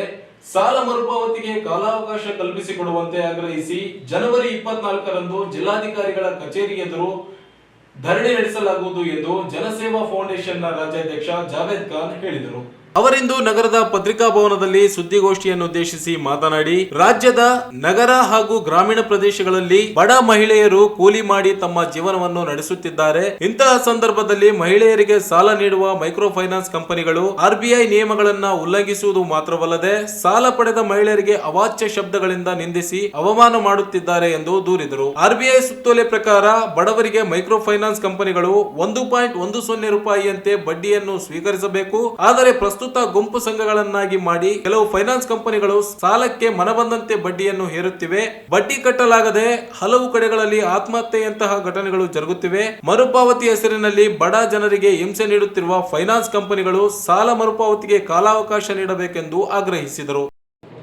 ಮೈಕ್ರೋ ಫೈನಾನ್ಸ್ಗಳು ಭದ್ರತೆ ಇಲ್ಲದ ಸಾಲವನ್ನು ಕೊಟ್ಟು ಮಹಿಳೆಯರ ಮೇಲೆ ದಬ್ಬಾಳಿಕೆ, ದೌರ್ಜನ್ಯ, ಅವಾಚ್ಯ ಶಬ್ದಗಳಿಂದ ನಿಂದನೆ ಮಾಡುತ್ತಾ ಈಗಾಗಲೇ ತಮಗೆಲ್ಲರಿಗೆ ತಿಳಿದಂಗಿದೆ, ಏನು ಸರಿಯಾದ ಸಮಯಕ್ಕೆ ಮಳೆ ಬಾರದೆ ರಾಯಚೂರು ಜಿಲ್ಲೆ ಭತ್ತದ ನಾಡೆಂಬ ಹೆಸರುವಾಸಿಯ ನಾಡು ಇದು. ರೈತರಿಗೆ ಹೊಲಗಳಲ್ಲಿ ನರೇಗಾ ಅಥವಾ ಭತ್ತ, ಹತ್ತಿ, ಕೂಲಿ ಕೆಲಸ ಮಾಡಿದ್ರೆ ಮಾತ್ರ ಅವರ ಮನೆಗಳಿಗೆ ಏನು ಉಪಜೀವನ ನಡೆಸೋಕೆ ಅವರಿಗೆ ದುಡ್ಡು ಬರುತ್ತೆ. ರಾಯಚೂರು ಜಿಲ್ಲೆ ಅತಿ ಹೆಚ್ಚು ಹಿಂದುಳಿದ ಜಿಲ್ಲೆ. ಇಲ್ಲಿ ಸರಿಸುಮಾರು ಒಂದು 34 ಮೈಕ್ರೋ ಫೈನಾನ್ಸ್ ಬ್ಯಾಂಕ್ಗಳು, ರಾಜ್ಯ ಮತ್ತು ಅಂತಾರಾಜ್ಯ ಬ್ಯಾಂಕ್ಗಳು ಆರ್ಬಿಐ ಸುತ್ತೋಲೆಯನ್ನು ಏನು ತಿರಸ್ಕರಿಸಿ ಅವರ ರೆಪೋ ರೇಟು ಏನು ರಾಜ್ಯದ ಕೇಂದ್ರದ ಏನು ಹಣಕಾಸು ಸಚಿವೆ ಸೀತಾರಾಮನ್ ಮೇಡಮ್ ಅವರು ರೆಪೋ ರೇಟ್ ಅಲ್ಲಿ ಏಪ್ರಿಲ್ 1, 2022ಕ್ಕೆ ಏನು ₹1.10 75 ಪೈಸೆ ನಿಗದಿ ಮಾಡಿದ್ದಾರೆ. ಇವರು ಒಂದು ಕಂತು ಕಟ್ಟಿಲ್ಲ ಅಂತಂದ್ರೆ ಅವರೇ ತಿಳಿದಂತ ಬಡ್ಡಿ, ಆ ಬಡ್ಡಿಗೆ ಮತ್ತಷ್ಟು ಬಡ್ಡಿ ಹಾಕಿ ಬ್ಯಾಂಕಿನ ಕೆಲ ಅವಿದ್ಯಾವಂತ ಸಿಬ್ಬಂದಿಗಳು 5ನೇ ಕ್ಲಾಸು 6ನೇ ಕ್ಲಾಸು ಓದಿರ್ತಾರೆ, ಬಂದು ಹೆಣ್ಮಕ್ಳಿಗೆ ಅವರು ಬ್ಯಾಂಕ್ ನಿಗದಿತ ಸಮಯ ಬೆಳಗ್ಗೆ 10 ಗಂಟೆಯಿಂದ ಸಾಯಂಕಾಲ 5 ಗಂಟೆವರೆಗೆ, ರಾತ್ರಿ ವೇಳೆ 7:30 8 ಗಂಟೆಗೆ ಹೊಲದಿಂದ ಬಂದಿರ್ತಾರ. ಅವ್ರ ಹತ್ರ ಏನು ಹೊಲಕ್ಕೆ ಹೋಗಿ ಅವರು ಗಿಡದಿಂದ ದುಡ್ಡು ಕಿತ್ಕೊಂಡು ಬರಲ್ಲ. ರಾತ್ರಿ 8:30ಗೆ ಬಂದು ನೀವು ಈ ಕಂತು ಕಟ್ಟೋದಾದ್ರೆ ಕಟ್ಟಿ, ಇಲ್ಲ ಅಂತಂದ್ರೆ ನೀವೇನಾದ್ರೂ ವಿಷ ಸೇವಿಸಿ ಆತ್ಮಹತ್ಯೆ ಮಾಡಿಕೊಳ್ಳಿ, ಇನ್ಶೂರೆನ್ಸ್ ಮೂಲಕ ನಾವು ಈ ಸಾಲದ ಮೊತ್ತವನ್ನು ನಾವು ಕ್ಲೈಮ್ ಮಾಡಿಕೊಳ್ತೇವೆ ಅನ್ನೋದು ಒಂದು ವಿಷಯ ಮಾನ್ವಿ ತಾಲೂಕಿನಲ್ಲಿ ಹರಿದಾಡಿದೆ. ಈಗಾಗಲೇ 2 ದಿನಗಳ ಹಿಂದೆ ಯಲ್ಲಪ್ಪ ಅಂತ ಕಬ್ಬಲಲ್ಲಿ ಯುವಕ ಬ್ಯಾಂಕಿನ ಅವಾಚ್ಯ ಶಬ್ದಗಳ ನಿಂದನೆಯಿಂದ ವಿಷ ಸೇವನೆ ಮಾಡಿ ಆತ್ಮಹತ್ಯೆ ಮಾಡಿಕೊಂಡಿರುವ ಘಟನೆ ಆಗಿದೆ. ಇದೇ 1.5 ತಿಂಗಳಿಂದ ಮಾನ್ವಿಯಲ್ಲಿ ಇಂದಿರಾನಗರ ನಿವಾಸಿಯಾದ ವಾಹೀದ್ ಎಂಬ ಚಾಲಕ ಕೇವಲ 2,000 ರೂಪಾಯಿಗೆ ಮನೆಯಲ್ಲಿ ನೇಣು ಬಿಗಿದುಕೊಂಡು ಸತ್ತೋಗಿದ್ದಾನೆ. ಅನೇಕ ರೈತ ಮಹಿಳೆಯರು ವಿಷ ಕುಡಿದು ಆತ್ಮಹತ್ಯೆ ಮಾಡಿಕೊಳ್ಳುತ್ತಿದ್ದಾರೆ. ಬರಗಾಲದ ಪರಿಸ್ಥಿತಿ ನಮ್ಮ ರಾಯಚೂರು ಜಿಲ್ಲೆಯನ್ನು ಕಾಡುತ್ತಿದೆ. ಅದಕ್ಕಾಗಿ ಇದೇ ತಿಂಗಳು ದಿನಾಂಕ 24/1/2025 ಈ ಸಂದರ್ಭದಲ್ಲಿ ಮಹೇಶ್ ಬೆಟ್ಟದೂರು, ಅಯ್ಯಪ್ಪ ಸೇರಿದಂತೆ ಇತರರಿದ್ದರು. ಕರ್ನಾಟಕ ಸೇರಿದಂತೆ ದೇಶಾದ್ಯಂತ ಯುವ ಜನತೆಗೆ ನಿರುದ್ಯೋಗ ಸಮಸ್ಯೆಯಿಂದ ತೊಂದರೆ ಉಂಟಾಗುತ್ತಿದ್ದು, ಈ ವಿಚಾರವಾಗಿ ಜನವರಿ 26ರಂದು ಬೆಳಗಾವಿಯಲ್ಲಿ ಉದ್ಯೋಗಕ್ಕಾಗಿ ಕನ್ನಡಿಗರು ಯುವಜನ ಹಕ್ಕೊತ್ತಾಯ ಸಮಾವೇಶವನ್ನು ಹಮ್ಮಿಕೊಳ್ಳಲಾಗಿದೆ ಎಂದು ಕರ್ನಾಟಕ ರಾಷ್ಟ್ರ ಸಮಿತಿಯ ಪಕ್ಷದ ಜಿಲ್ಲಾ ಉಪಾಧ್ಯಕ್ಷ ಬಸವಪ್ರಭು ಹೇಳಿದರು. ಅವರಿಂದು ನಗರದ ಪತ್ರಿಕಾ ಭವನದಲ್ಲಿ ಸುದ್ದಿಗೋಷ್ಠಿಯನ್ನು ಉದ್ದೇಶಿಸಿ ಮಾತನಾಡಿ, ರಾಜ್ಯ ಮತ್ತು ಕೇಂದ್ರ ಸರ್ಕಾರಗಳು ಲಕ್ಷಾಂತರ ಹುದ್ದೆಗಳನ್ನು ಖಾಲಿ ಉಳಿಸಿಕೊಂಡಿದ್ದು, ಇನ್ನೊಂದೆಡೆ ರಾಜ್ಯದಲ್ಲಿ ಸ್ಥಾಪನೆಯಾಗುವ ಮತ್ತು ಕಾರ್ಯನಿರ್ವಹಿಸುತ್ತಿರುವ ಉದ್ಯಮಗಳಲ್ಲಿ ಕೂಡ ನಿರಂತರವಾಗಿ ರಾಜ್ಯದ ಯುವಜನರು ಕಡೆಗಣಿಸಲ್ಪಡುತ್ತಿದ್ದಾರೆ.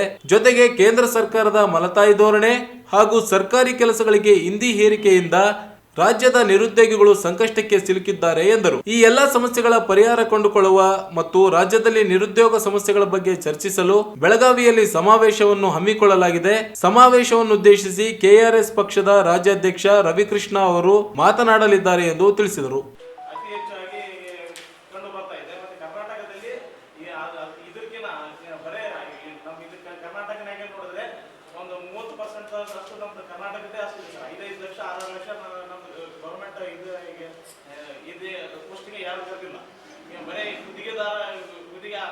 ಆಧಾರದ ಮೇಲೆ ಇರ್ತಾರೆ.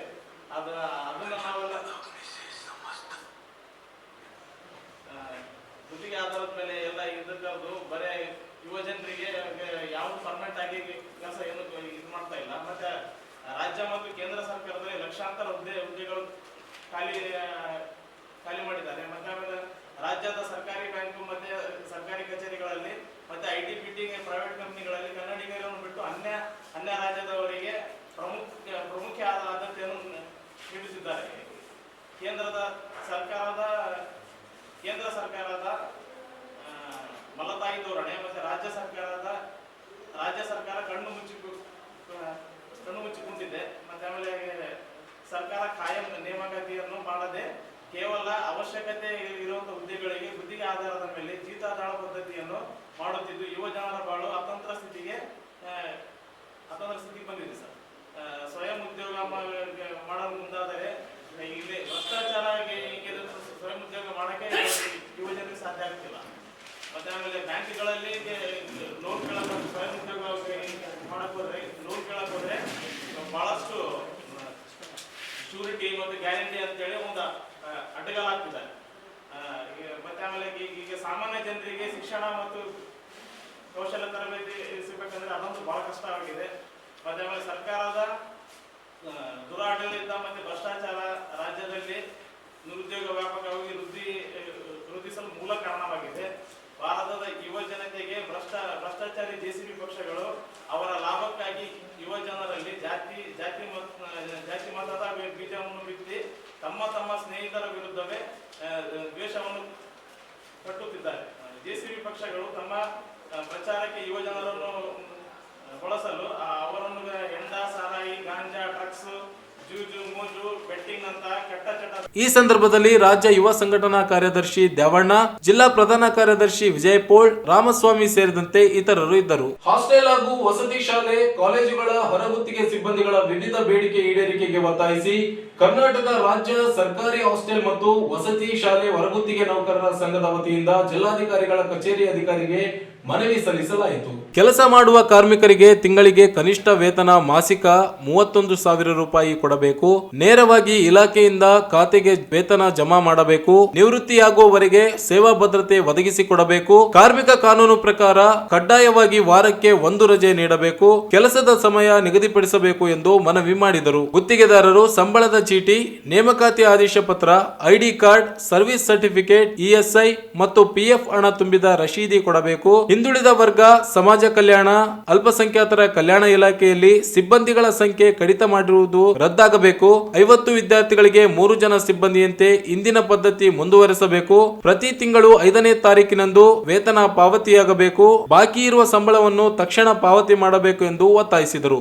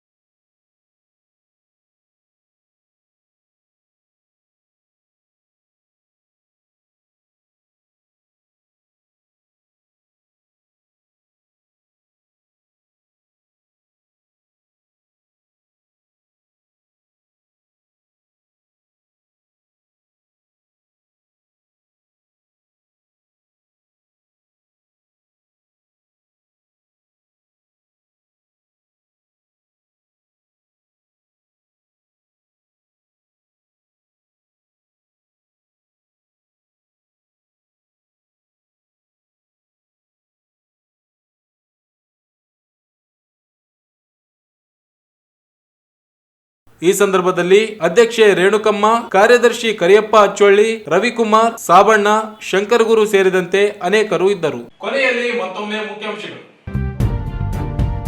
ಸಂವಿಧಾನದಿಂದ ದೇಶದ ಪ್ರಜಾಪ್ರಭುತ್ವ ವ್ಯವಸ್ಥೆ ಸ್ಥಿರ, ಕೆಬಿ ಕೃಷ್ಣಮೂರ್ತಿ. ಶಿಕ್ಷಣದಿಂದ ಮಾತ್ರ ಮೌಢ್ಯತೆ ಹೋಗಲಾಡಿಸಲು ಸಾಧ್ಯ, ಡಿಸಿ ನಿತೀಶ್. ಪಾಲಿಕೆಯಿಂದ ಏಗನೂರು ಮೃತ್ಯುಂಜಯ ಮಠದ ಗೋಶಾಲೆ ಕಟ್ಟಡ ತೆರವು ಕಾರ್ಯಾಚರಣೆ. ಬೆಂಗಳೂರಿನಲ್ಲಿ ಸನ್ನತಿ ಪಂಚಶೀಲ ಪಾದಯಾತ್ರೆಯ ಸಮಾರೋಪ ಸಮಾರಂಭ, ರವೀಂದ್ರನಾಥ್ ಪಟ್ಟಿ. ಪಕ್ಷ ಸಂಘಟನೆಗೆ ಕಾರ್ಯಕರ್ತರು ಸಿದ್ಧತೆ ಕೈಗೊಳ್ಳಿ, ಎಂ ವಿರೂಪಾಕ್ಷಿ. ಮೈಕ್ರೋ ಫೈನಾನ್ಸ್ ಕಂಪನಿಗಳಿಂದ ಬಡವರಿಗೆ ಕಿರುಕುಳ, 24ಕ್ಕೆ ಡಿಸಿ ಕಚೇರಿ ಮುಂದೆ ಧರಣಿ, ಜಾವೇದ್ ಖಾನ್. ಕರ್ನಾಟಕ ರಾಷ್ಟ್ರ ಸಮಿತಿಯಿಂದ ಉದ್ಯೋಗಕ್ಕಾಗಿ ಕನ್ನಡಿಗರು ಸಮಾವೇಶ, ಬಸವಪ್ರಭು. ಹೊರಗುತ್ತಿಗೆ ಸಿಬ್ಬಂದಿ ವಿವಿಧ ಬೇಡಿಕೆ ಈಡೇರಿಕೆಗೆ ಒತ್ತಾಯಿಸಿ ಜಿಲ್ಲಾಡಳಿತಕ್ಕೆ ಮನವಿ. ಇಲ್ಲಿಗೆ ಮೆಗಾ ವಾರ್ತೆಗಳು ಮುಕ್ತಾಯವಾದವು. ಮುಂದಿನ ಮೆಗಾ ವಾರ್ತೆಗಳೊಂದಿಗೆ ಮತ್ತೆ ಭೇಟಿಯಾಗೋಣ. ವಂದನೆಗಳು.